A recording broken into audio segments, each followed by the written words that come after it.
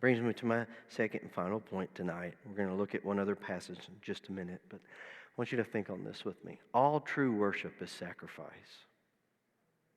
I had to think on that for a little while, make sure I agreed with that before I put it out there, but I do. All true worship is sacrifice. God is looking for those who are willing to be completely consumed by Him. You see, the worship that does not consist of sacrifice, what is it? It's something less than worship. It's, well, I'm here to receive. And the way that the kingdom of God is set up is that we do receive, but it's as we give. You see, that is the way. That's the way Christ modeled. That's what Christ taught. So your sacrifice, it may be something as simple as your ego. Maybe it's forgiveness that you need to give to somebody else before you can really worship. Or I don't know what your worship cost you. But worship is about what we bring. The entire sacrificial system. Think about it. How do you have a sacrifice without bringing something? And God said, here's how you worship me. It's sacrifice. All true worship is sacrifice.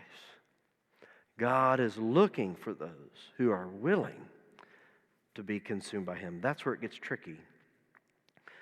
I believe, from the years that I've walked this world, that's where our misconceptions come in. We believe because God has worked this way in the past, or because I have heard about God working this way, or because I think God should work this way, then here's what my spiritual life is going to look like. And then we get a cancer diagnosis, or somebody dies, or something really tragic happens, or something that we can't even imagine takes place in our lives.